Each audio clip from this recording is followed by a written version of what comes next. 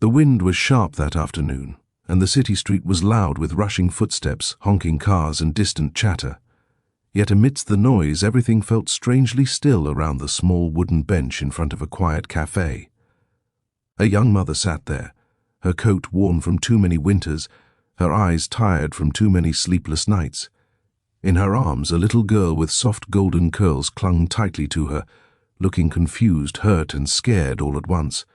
And just a few steps behind them, a man had stopped in his tracks, unable to continue walking, because he had heard something that pierced deeper than any winter chill ever could. If you believe even the smallest kindness can change someone's life, if you believe that everyone deserves a second chance, please like, comment, share, and subscribe. It means more than you know. Her name was Emily.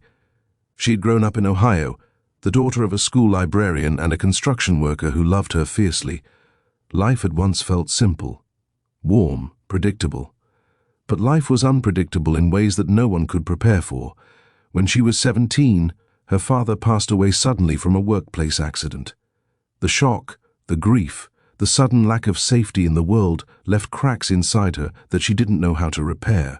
She moved through life trying to feel okay, trying to pretend she was strong. And then, at 20, she fell in love with a man who promised to be the one who would never leave. His name was Derek, and he was charming in all the ways that quiet, wounded hearts are drawn to. At first, he filled the empty spaces. He kissed her sadness away. He held her when she cried. But love given without healing can turn into dependence, and dependence can turn into something darker. They had a daughter, Lily, beautiful Lily, with curls that looked like sunshine caught in ringlets. But Derek changed. Maybe he had always been someone different than she believed, or maybe life simply twisted him too. He stopped working. He began drinking. Words turned sharp. Nights turned frightening. Emily tried so hard to hold on to hope, to hold on to the memory of who he used to be. But a home where a child is afraid is not a home. One night, when Lily hid under her bed covering her ears, Emily finally understood that staying was no longer love. It was survival to leave. So she packed one small suitcase, wrapped Lily in her warmest blanket, and walked out into the unknown. She found a small apartment through a community shelter support program and began working shifts at a bakery. Life was not easy, but it was safe, and that alone felt like a miracle. She and Lily shared dinners of peanut butter sandwiches and listened to bedtime stories borrowed from the public library. They laughed. They held each other. They kept trying. But some days were harder than others. Some days the weight of loneliness pressed down so heavily that Emily wondered how much longer she could pretend that everything was okay. On one of those days, she sat on that bench outside the cafe, holding Lily close because Lily was crying. A child's cry of confusion, not pain, not hunger, but something deeper, something harder to name. Lily had spent the morning watching children with their fathers at the park.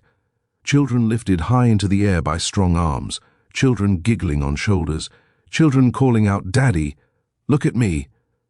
And Lily, only 4, was old enough to feel the difference, even if she didn't understand it.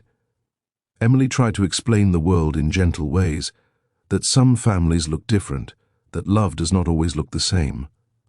But Lily's tiny voice trembled when she finally whispered the words that broke something inside her mother. "Mummy, I wish someone loved us too." Emily held her daughter close, her heart tightening like a fist inside her chest. She wanted to be enough.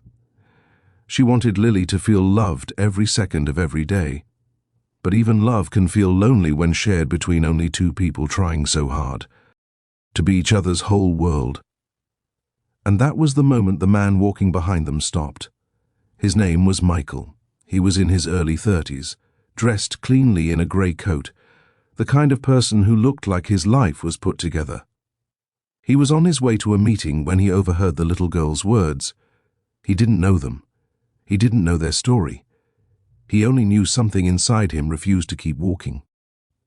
Michael had grown up differently. His parents divorced when he was 6, and he remembered too well the feeling of waiting by the window for a father who rarely came.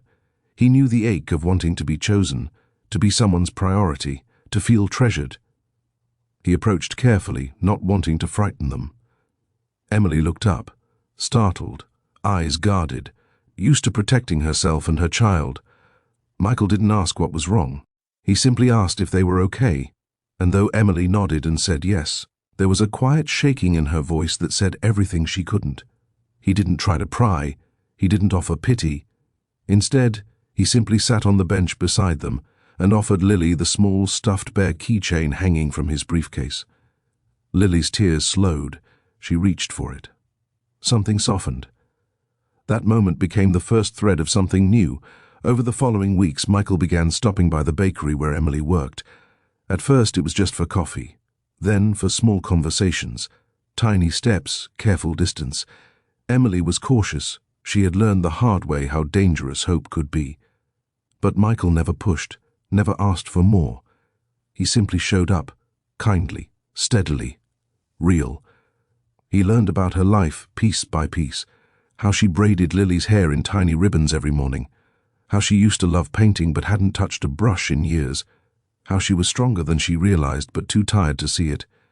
And Emily learned about him, how he volunteered at the youth center, how he believed family was something you built, not just something you were born into. How he wasn't perfect. He had his own fears, his own regrets, but he tried to be someone who healed more than he harmed. One rainy afternoon, he found Emily sitting outside again, Lily asleep in her lap. This time, she wasn't crying.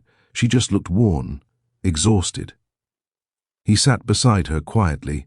Emily told him she didn't know how to trust again, that she was afraid of letting someone into her life, that she didn't want to make another mistake, not when Lily was watching. Michael didn't promise he would never hurt her. He didn't offer fairy tale guarantees. He simply said, "I don't want to take anything from you. I just want to add to what's already here." And that was the moment something changed. Their story did not transform overnight into perfection. Healing rarely moves in straight lines. But slowly, Emily began to breathe easier. Lily began to smile brighter. And Michael became a steady presence. Not a rescuer, not a replacement, but someone who chose them willingly, every day. Months passed. Seasons changed. What began as a quiet moment on a cold bench became dinners shared, park days filled with laughter, bedtime stories read together. Lily began calling him Mikey first, and later, when her heart was ready, she called him something else. Emily didn't push it. Michael didn't expect it. But one evening, while decorating a small Christmas tree in their living room, Lily looked up at him and said gently, "Can I call you Daddy now?" Michael's voice broke before he could answer, and Emily placed a hand over his, her own eyes brimming with tears. Some moments do not need words to be understood. Love had not arrived all at once. It had grown slowly, carefully, like a seed nurtured in fragile soil. But it was real. It was steady. It was theirs. If this story touched your heart, please like, share, comment, and subscribe. Your support helps more stories like this reach those who may need them. Before we close, I have one special request. Comment below with one word that describes what love means to you. In the end, Emily did not find love because she waited for rescue. She found love because she survived long enough to recognize it when it finally came gently, patiently, and without conditions. Lily found the father she deserved, and Michael found the family he had always longed to belong to. Sometimes love doesn't come loudly or dramatically.